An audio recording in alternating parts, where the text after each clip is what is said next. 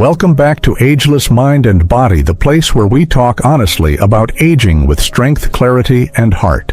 Today, we're diving into a topic that's rarely talked about, but deeply real: what life actually feels like after 80. Not the sugar-coated version, but the truth.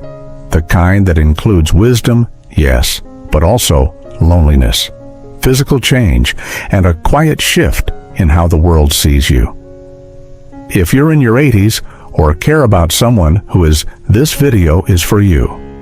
We're going to explore 5 brutal realities many seniors face, not to scare or discourage, but to bring awareness.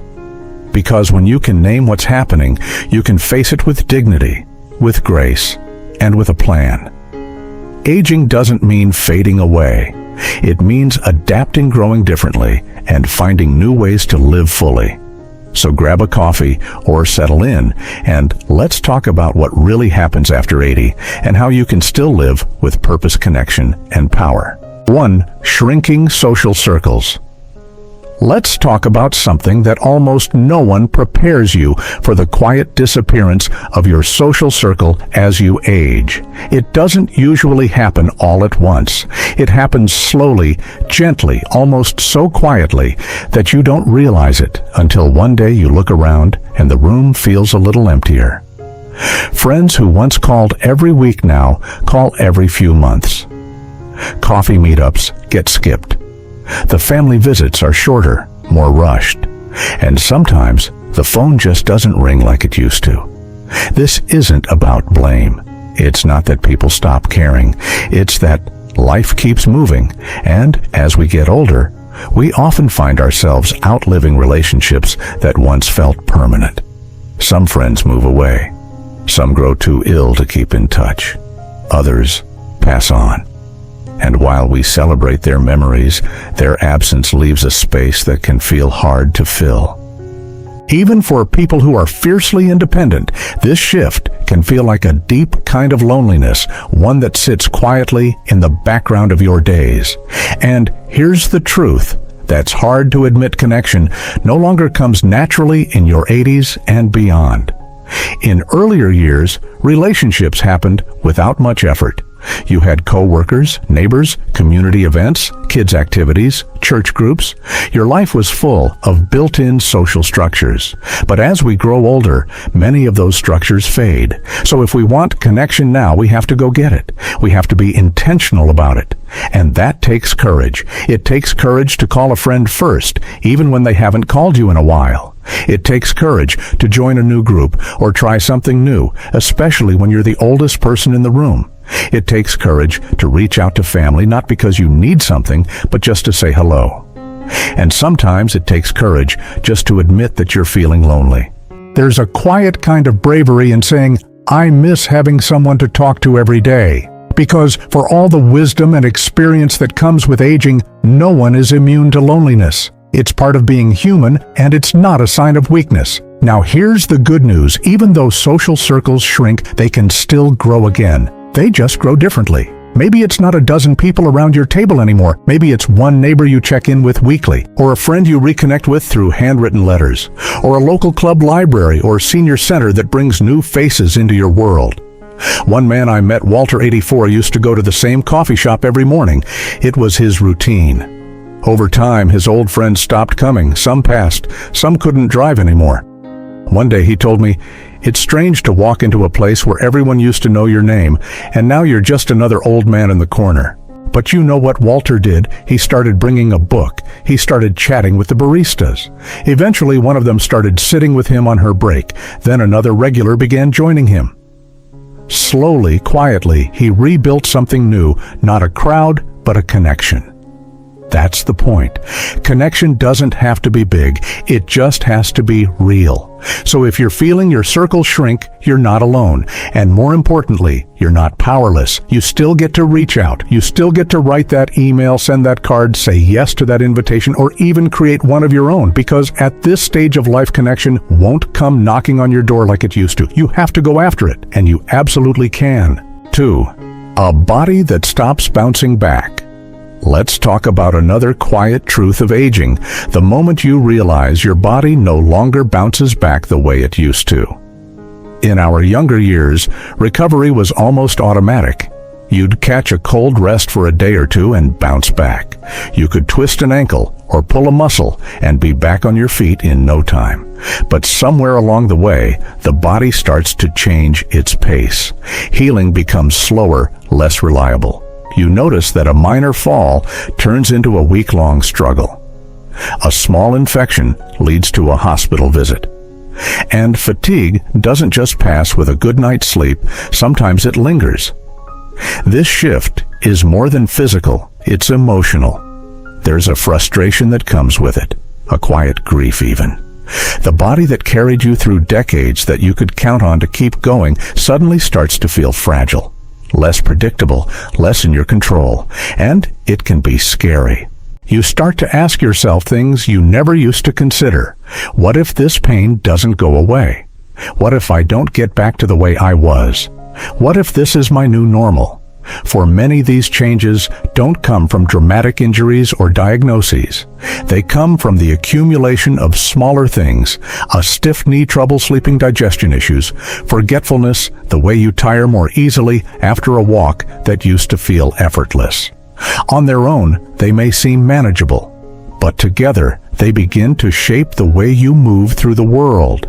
And the emotional weight of that shift can't be ignored. It's not just about what your body can or cannot do, it's about what you feel like you're losing.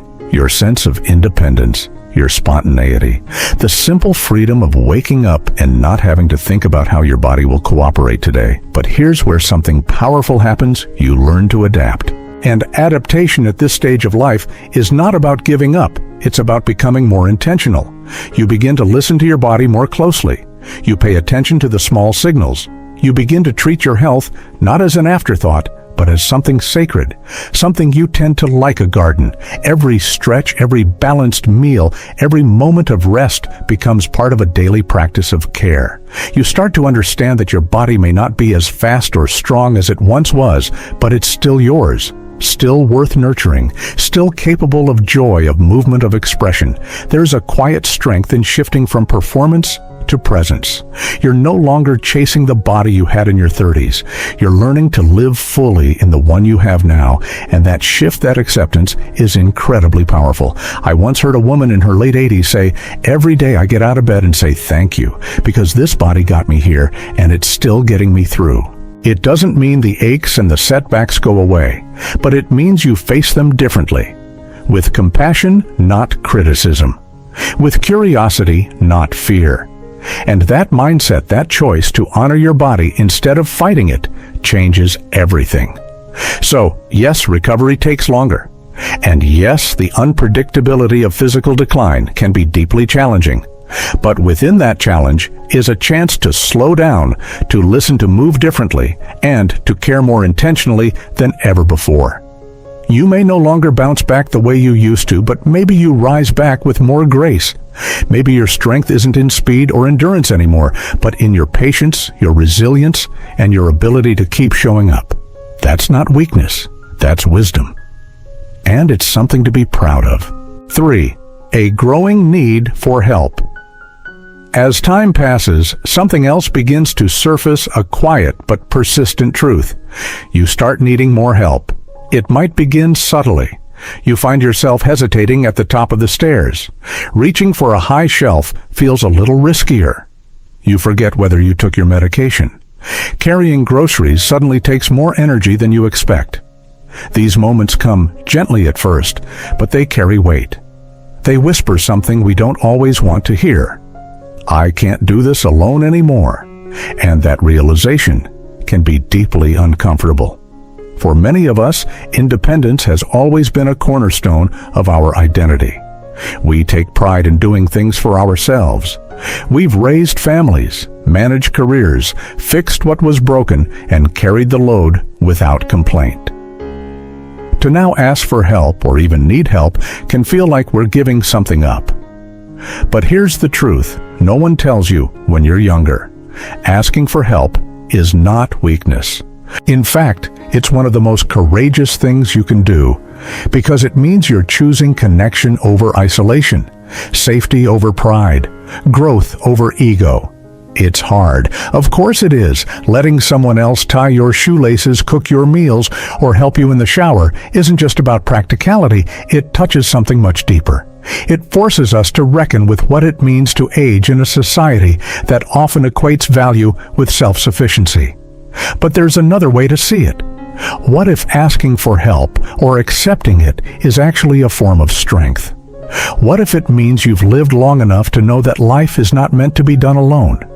That we're meant to lean on each other? That dignity isn't found in doing everything by yourself, but in doing what's necessary to keep living well. And we do have choices. Tools, routines, and small adaptations can make a huge difference. Grab bars in the shower aren't just for safety, they're for freedom. Reminders on your phone aren't signs of forgetfulness. They're signs of wisdom, of using what's available to support yourself. Walking with a cane isn't giving in, it's choosing balance over bravado. These adjustments aren't the end of independence, they're what preserve it. There's something quietly powerful about building a life that works for you, even if it looks different than it used to. And when people offer to help, whether it's a neighbor, a friend, or an adult child, it's not pity, it's love. They aren't seeing you as less capable, they're seeing you as worthy of care, because the truth is, we all need help. Some people just learn it later than others. In time, you may even begin to welcome the support. You might find that letting someone drive you to the doctor or carry your bags creates space for connection. That conversations blossom where struggle used to live. That help isn't just about the task, it's about the relationship. Yes, it takes humility. Yes, it takes adjusting your mindset. But it also gives you something in return: peace of mind, safety, and sometimes even joy. And that matters more than pride. So if today you find yourself needing a little more help, take a breath. You're not losing your independence. You're just learning a new way of living it. Accept the hand that reaches out. Use the tools that make life easier. Trust that adapting isn't a defeat, it's a quiet kind of brilliance. You are not a burden. You are a human being, evolving, growing, and still very much alive. And in that there is grace, there is dignity, and there is deep, lasting strength. 4. Feeling overlooked by society. There's a quiet shift that happens as we age, one that isn't always easy to name, but we feel it in our bones. In line at the coffee shop, a younger person cuts in front of you without noticing. At the doctor's office, a provider talks about you rather than to you. On TV, in movies, and advertising, your face, your story, your reality are nowhere to be seen. And slowly, without warning, you begin to feel invisible. It's not that people are openly hostile. It's subtler than that. It's the way your opinion is skipped over in conversation, or how people assume you're out of touch simply because you're older. It's the way society celebrates youth, like it's the only chapter that matters, as if aging is something to avoid rather than a rich, layered part of being alive. These dismissals, even when unintentional, can hurt. They chip away at something inside. Because we all want to be seen, to be heard, to be valued. And when the world begins to treat you like you're past your prime, it can feel deeply disorienting, even lonely. But here's the truth. You are not invisible. You are not irrelevant. You are not done. Your story didn't stop at retirement, or at your last job title, or when your children grew up. You are still becoming, still feeling, thinking, learning, offering. And the wisdom you carry is not just valid, it's vital. The challenge is, society won't always hand you the microphone. Sometimes you have to pick it up yourself. That might mean speaking up more, even when it's uncomfortable. It might mean correcting someone who talks down to you, or saying, actually, I have something to add. It might mean stepping into spaces where you're not expected and reminding people with grace and confidence that you still belong there. Claiming your space doesn't mean being loud or confrontational. It means living with intention. It means showing up with presence, walking tall, making eye contact, choosing clothes that make you feel good, doing things that light you up. It means continuing to contribute, to create, to connect, not just because the world needs you, but because you deserve to be engaged with life fully.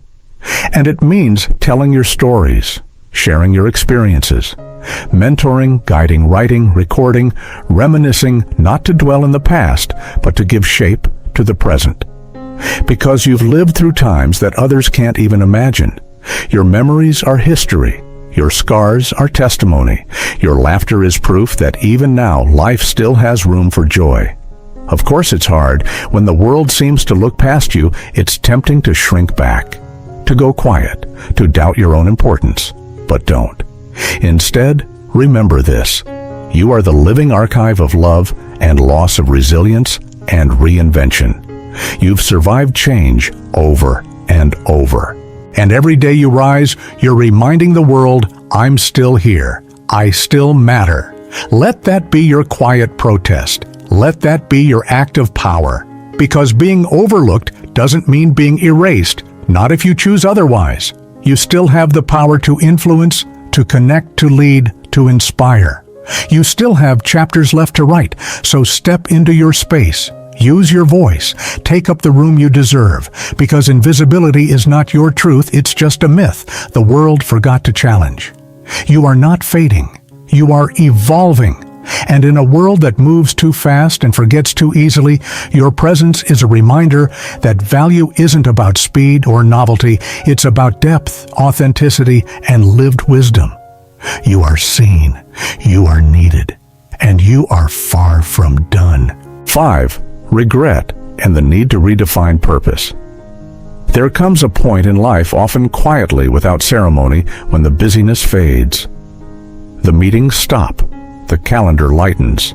The phone rings less often.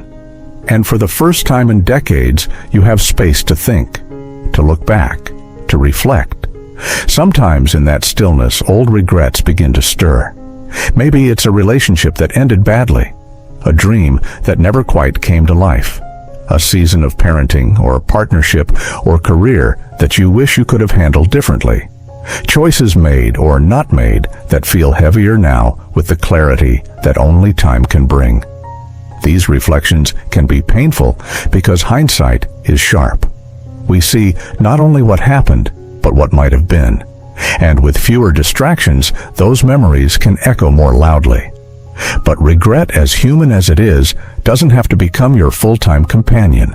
It's just a part of the process, a sign that you've lived deeply, loved fiercely, and tried your best, even when it wasn't perfect. The real challenge in this chapter of life is not avoiding regret. It's redefining what purpose looks like, now that the old roles may no longer apply. When a career ends, when children leave home, when your days are no longer measured by productivity or performance, it's easy to wonder, what now? Who am I without the doing? The world often ties our worth to output, how much we achieve, how much we earn, how many people need us. And when those measures fade, it can feel like you've been left behind. But here's a quiet, radical truth. Purpose isn't about productivity. It never was. Purpose can be presence. It can be a kind word offered at the right time, a shared story that brings someone comfort, a warm hand held in a moment of fear, a listening ear, a handwritten letter, a recipe passed down, a garden tended, a smile that lingers. You don't need a title, a schedule, or a stage to matter. You simply need to show up with your whole heart for the people and moments around you. Small acts hold extraordinary power. A gentle check-in with a neighbor, reading to a grandchild, volunteering a few hours a week, learning something new just because it delights you. These things may seem modest, but they carry ripples far beyond what we can see. And perhaps more than ever, storytelling becomes sacred. Sharing what you've learned, not as advice but as offering, gives others permission to be human, to be vulnerable, to trust the journey. Your stories are bridges. They connect generations. They remind people they're not alone. Purpose in this season is less about striving and more about being. It's about noticing, loving, contributing in ways that feel honest and kind. Even the act of healing emotionally, spiritually, physically is purposeful. tending to your inner world, forgiving yourself, making peace with what was, and opening space for what still can be. These are not passive things, they are courageous. And if there's regret in your heart, let it speak, let it teach, but don't let it define you. You are not just the sum of your past choices. You are the fullness of your growth, your resilience, your capacity to evolve. This isn't an ending, it's a reinvention. You are allowed to rewrite your meaning, to recenter your life around presence, connection, and quiet joy. Because your purpose isn't behind you, it's here, in every breath you take with awareness, in every moment you choose love over bitterness, in every time you remind yourself, I am still needed. I still have something to give. So give it freely, gently, intentionally. Let your life now be a testament to depth, not speed, to wisdom, not noise, to being, not merely doing. You're not done. You're just different now. And that in itself is powerful. Aging is not the end of the road. It's a powerful, transformative chapter all its own. Yes, it brings change. Some of it is difficult. Some of it asks more of us than we expected. But alongside those changes come remarkable gifts. Deeper clarity, quiet strength, and the freedom to live with intention. You've earned your wisdom. Every line on your face, every story in your heart is proof that you've lived and you're still living. This season is not about fading away. It's about rising into who you truly are without the noise, without the pressure to be anyone else. With acceptance, connection, and a deep sense of self-forgiveness, you can shape this part of your life with dignity, meaning, and peace. You still have power. You still have choice. You can show up with purpose, with courage, and with grace. And you are not alone on this journey. If this message resonates with you and you're ready to embrace aging with wisdom and strength, subscribe to Ageless Mind and Body. Let's explore, grow, and thrive together. Click that subscribe button and join a community where age is not a limit, but a legacy.